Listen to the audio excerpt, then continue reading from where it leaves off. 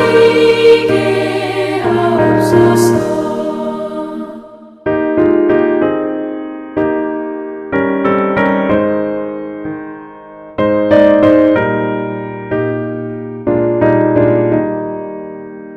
주님의 뜻을 이루소서.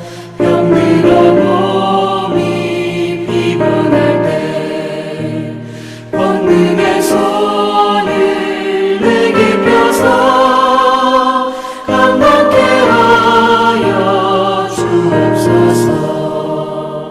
주님의 뜻을 이루소서. 온전히 나를 주장하사 주님과 함께 동행함을 만민이 알게 하옵소서. 아멘.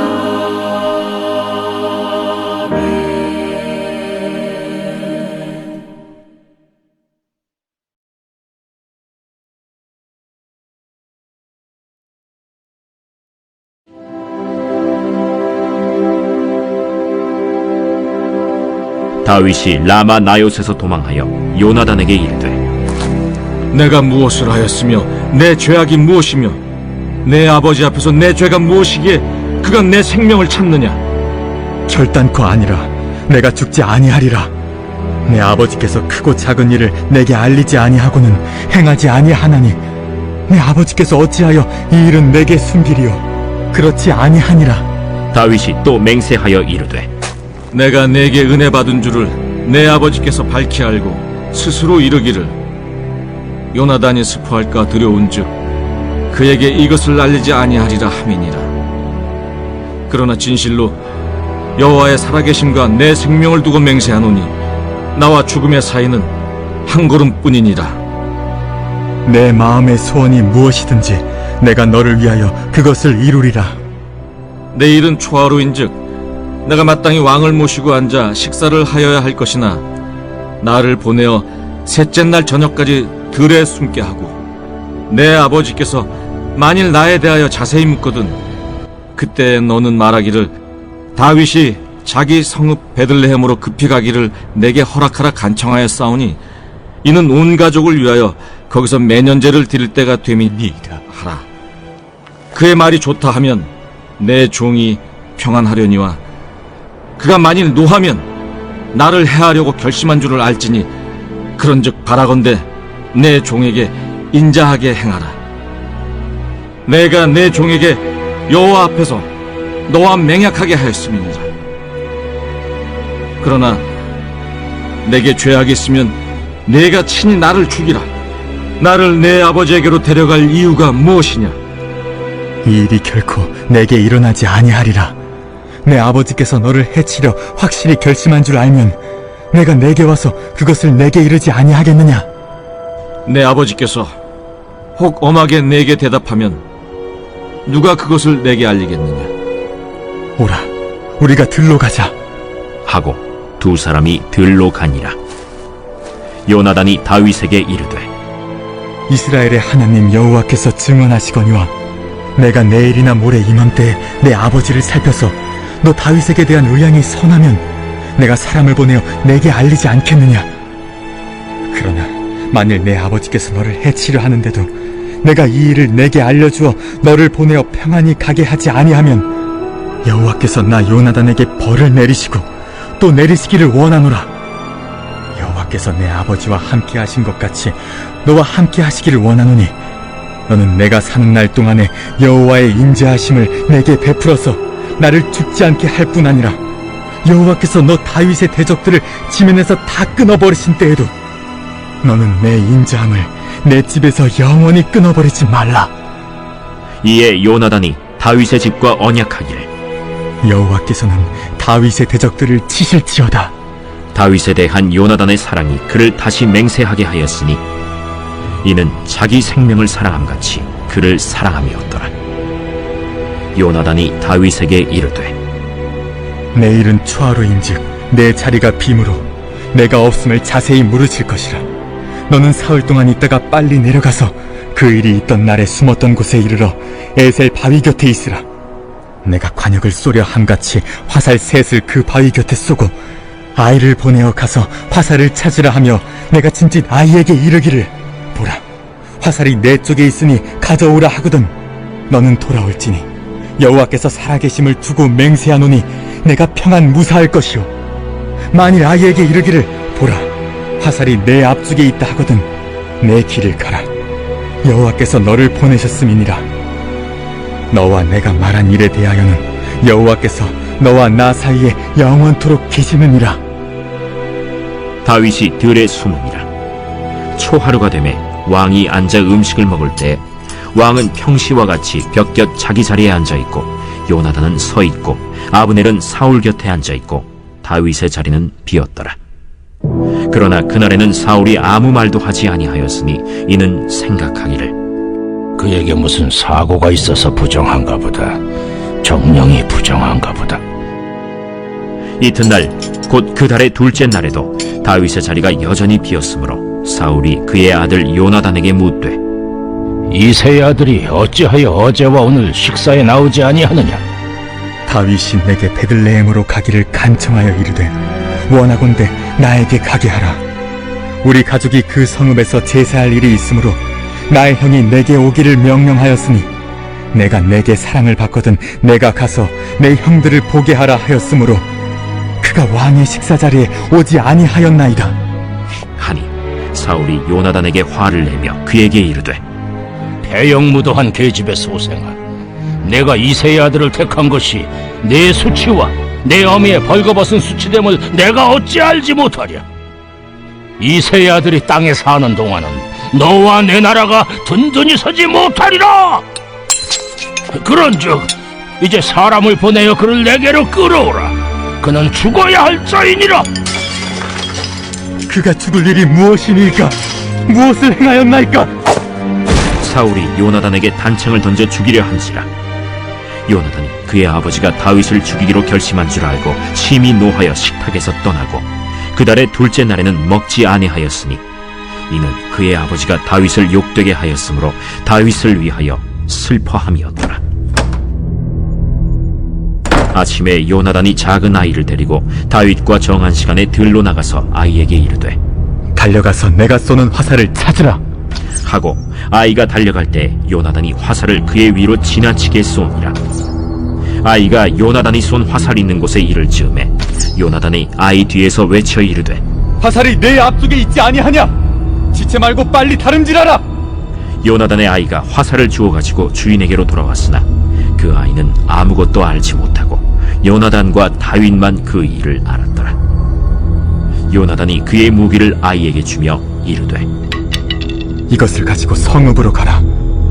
아이가 가매 다윗이 곧 바위 남쪽에서 일어나서 땅에 엎드려 3번 절한 후에 서로 입맞추고 같이 울되 다윗이 더욱 심하더니 요나단이 다윗에게 이르되 평안히 가라. 우리 두 사람이 여호와의 이름으로 맹세하여 이르기를 여호와께서 영원히 나와 너 사이에 계시고 내 자손과 내 자손 사이에 계시리라 하였느니라 하니 다윗은 일어나 떠나고 요나단은 성읍으로 들어가니라. 오늘 본문은 사무엘의 도움으로 사울의 칼을 피할 수 있었던 다윗이 라마 나요트에서도 도망하여서 4일 동안 요나단을 방문한 것으로 시작됩니다. 물론 19장의 내용과 연결되지는 않습니다. 매일 날마다 말씀 따르를 통해서 사무엘상 이야기를 꾸준히 읽어오셨다면 다윗이 초하루 날에 자신이 사울 앞에 있어야 한다며 자신이 보이지 않으면 사울이 요나단에게 자신에 대해 물을 것이다 라고 예상하는 장면은 어색한 장면입니다. 오늘 본문의 내용이 19장 이후의 내용이라면 사울의 칼을 피해 이미 도망해버린 다윗이 뭐 때문에 다시 한번 초하루라고 사울 앞에 나타나겠습니까? 그렇다면 왜 이 시점에서 이 사건을 삽입했을까 생각해 볼 필요가 있는 것이죠. 무엇보다 다윗을 대하는 사울과 요나단의 자세를 대조하기 위해서 아마 삽입했을 것입니다. 사울은 다윗을 죽여서라도 요나단에게 왕의 자리를 넘겨주려는 반면에 요나단은 사울의 노력은 아는지 모르는지 다윗에게 왕권을 넘겨줄 그런 생각만 하는 것으로 대조됩니다. 물론 이들의 시각 차이는 하나님의 섭리와 주권에 대한 그런 상반된 이해에서 비롯된 것입니다. 사울은 어느덧 하나님을 대적하여서 하나님의 뜻이 이루어지지 않도록 투쟁하는 사람이 되었고, 요나단은 자신이 이어받아야 할 왕국을 하나님의 뜻에 따라 다윗에게 넘겨줄 생각을 하고 있는 것이죠. 다윗이 요나단에게 가야 할 나라를 중간에 가로챈 것이 아니라 요나단이 스스로 다윗에게 넘겨주었음을 암시하기도 합니다. 다윗은 취하는 자가 아니라 단지 받는 자일 뿐인 것이죠. 다윗은 영원히 사울의 얼굴을 피해 다녀야 하는 도망자의 신세가 되었습니다.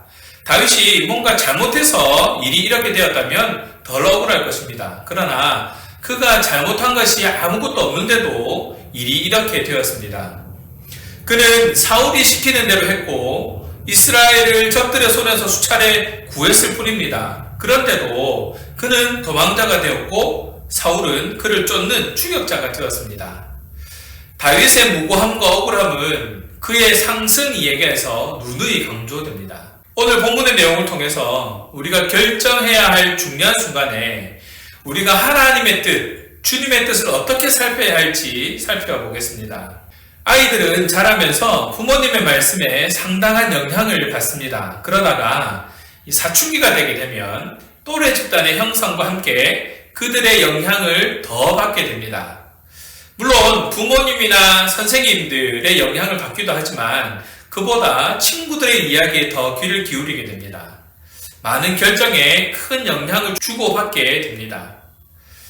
그래서 자라나는 다음 세대들에게 좋은 친구를 만나게 해달라고 중보하는 일은 참 중요한 일입니다. 우리 자녀들, 우리 손주들도 마찬가지입니다. 만남의 복을 허락하시고 그 복을 누리는 자녀들이 될 수 있도록 기도하는 저와 여러분 되기를 간절히 바랍니다. 요나단을 찾은 다윗은 자신의 원통함을 털어놓습니다. 도대체 뭘 얼마나 잘못했길래 이렇게까지 하느냐는 겁니다. 다윗이 나와 죽음 사이에는 한 걸음뿐이다 라고 하는 이 3절의 고백은 그가 얼마나 절박한가를 느낄 수 있게 해줍니다. 그래도 다윗은 그의 이야기를 들어줄 수 있는 사람이 있다는 것이 큰 위로일 것입니다. 좋은 친구를 사귀기 바랍니다. 그리고 좋은 친구가 되시기를 바랍니다. 요나단은 자신이 억울하다며 하소연하는 다윗을 위로합니다. 그는 다윗의 입장을 충분히 이해할 뿐 아니라 다윗의 결백을 인정하기도 합니다. 마음을 다한 진실된 위로가 필요한 것이죠. 사실 우리의 말이나 위로가 큰 힘이 되지 않을 수도 있습니다. 그럼에도 우리는 사랑으로 희생을 감당하면서 품어야 합니다. 여기에 중요한 방법이 숨겨져 있습니다. 말로만 하는 위로, 피상적인 사랑으로는 어려움에 빠진 사람을 도울 수 없다는 것입니다. 흔히 아이들이 싸우면 그 중재를 시킬 때 서로 사과해라 이렇게 시킵니다. 그러면 한 10명 중에 9명은 사과하는 척 흉내를 냅니다. 그래서 다시 사과하라고 시키죠. 눈을 보고 미안한 마음을 담아서 사과하라고 말입니다. 배상이나 보상이 필요한 경우도 있습니다. 마찬가지로 위로 또한 말로만 해서는 안 되는 것이죠. 구체적인 모습으로 사랑을 나타내야 합니다. 하나님은 우리를 서로 사랑하는 한 지체가 되게 하셨기 때문이기도 합니다. 한 지체인 우리는 다윗과 요나단이 서로 자기 몸처럼 사랑한 것 같이 사랑해야 합니다. 가장 중요한 점은 마음을 담는 데 있습니다. 10번의 말보다 한 번의 섬김이 더 큰 위로가 되고 힘이 된다는 것을 기억하시기 바랍니다. 우리는 하늘에 속한 신령한 복을 받은 사람들입니다. 또한 예수님이 죄를 감당해 주셔서 하나님이 주시는 영원한 평안 가운데에 거할 수 있게 되었습니다. 결코 세상으로부터는 얻을 수 없는 진정한 복과 평안을 얻은 것입니다. 요나단이 구한 평안이 바로 여기에 있습니다. 그도 세상이 주는 거짓된 복과 평안의 마음을 빼앗겼다면 자기 아버지 사울과 같이 다윗을 미워하면서 한평생 평안을 잃어버린 채 살아갔을 것입니다. 하지만 요나단은 하나님의 평안을 알았기 때문에 사울에게 쫓기는 다윗의 평안을 위해 수고할 수 있었습니다. 하나님의 평안을 누리고 사는 저와 여러분 또한 다른 사람의 평안을 위해 기꺼이 수고해야 하는 것입니다. 또 요나단은 다윗에게 자기 집에 자비를 베풀 것을 요청합니다. 이 자비는 여호와의 인자하심을 나타냅니다. 요나단은 다윗에게 인자를 구할 때 여호와의 인자하심을 언급하는데 다윗이 그를 오랫동안 괴롭힌 사울에 대한 복수심보다 하나님이 그에게 베푸신 인자하심을 먼저 떠올리기를 바랬던 그러한 마음에서지요. 우리가 다른 사람에게 사랑을 베푸는 근거도 바로 하나님의 사랑에 있습니다. 어떤 사람을 사랑할 수 없다는 생각이 들 때 우리를 향한 하나님의 인자하심과 사랑을 기억해야 합니다. 하나님이 자격 없는 우리를 사랑해 주셨음을 안다면 우리가 사랑하지 못할 사람이 어디 있겠습니까? 그렇게 사랑하는 성도가 되시기를 간절히 바랍니다. 요나단과 다윗은 사랑과 우정의 언약을 맺었습니다. 요나단은 다윗을 자기 생명을 사랑한 같이 사랑했습니다. 이러한 사랑과 언약의 관계는 하나님이 그들 사이에 계시기에 가능합니다. 이는 교회의 모습과도 같습니다. 성령님께서 예수 십자가의 사랑을 우리 각 사람에게 적용시켜 주셔서 우리를 구원하시고 한 몸 공동체가 되게 하셨다는 것이죠. 따라서 분쟁과 다툼은 교회에 어울리는 것이 아닙니다. 서로 사랑으로 용납하고 어려울 때 힘을 다해 돕는 것이 교회의 참된 모습인 것이죠. 우리가 하나 되게 하기 위해서 치르신 그리스도의 희생을 기억할 때에 다른 지체를 자기 생명처럼 사랑할 수 있습니다. 우리는 그리스도 안에서 하나이기 때문입니다. 그렇다고 다른 이의 허물을 무조건 덮는 것도 옳지는 않습니다. 그 허물을 그냥 덮어버린다면 곪게 될 것이고 그것이 공동체를 위협할 수 있기 때문입니다. 그러나 무턱대고 도려낸다면 덧나게 되고 흉이 남게 됩니다. 흔적이야 남겠지만 가장 깨끗하게 허물을 덮는 방법은 하나님께 있습니다. 하나님께서 손 대셔야만 깨끗해질 수 있음을 기억하셔서 지혜롭게 해결될 수 있기를 기도하며 허물을 고쳐가야 할 것입니다. 그보다 앞선 것은 사랑입니다. 용납하는 것입니다. 자기 생명을 사랑한 같이 사랑하는 것이 우선임을 기억하시기 바랍니다. 오늘 본문은 20장 전체를 놓고 봐야 합니다. 다윗을 대하는 사울과 요나단의 자세를 대조하기 위해서임을 다시 한번 생각해 볼 때 요나단은 초지일관, 왕권은 자신에게 있는 것이 아니라 하나님의 손에 달려있다는 것이 배어있는 그런 행동들만 보입니다. 그의 섬김도, 다윗을 향한 배려와 희생도 하나님 뜻에 오롯이 순종하는 모든 행동의 표현이라고 볼 수 있습니다. 신앙가족들의 삶이 이러해야 합니다. 하나님의 뜻에 순종함이 배어있는 삶. 그리스도의 친절은 단순한 친절이 아닌 그 사람의 문제나 어려움이 해결되기를 바라는 그런 친절함으로 그리스도인의 봉사는 행사를 진행하기 위한 봉사가 아니라 상대를 위한 섬김으로 그리고 그리스도인의 한숨은 불평과 포기에 의한 절망이 아니라 애통과 절박함으로 회복을 영원함으로 그렇게 드러나야 할 것입니다. 요나단과 다윗의 드라마와 같은 우정 이야기를 통해서 하나님께서 말씀하시고자 하시는 것은 그리스도인이라면 하나님의 사랑을 아는 사람이라면 하나님의 은혜를 경험한 사람이라면 당연히 그러해야 함을 말하는 것입니다. 그 당연함에 나는 얼마나 가까이 있나 점검해보는 시간 되시기 바랍니다. 그리고 하나님 앞에 부족함을 고백하고 채워주실 은혜를 기대하며 기도하는 저와 여러분 되기를 간절히 바랍니다.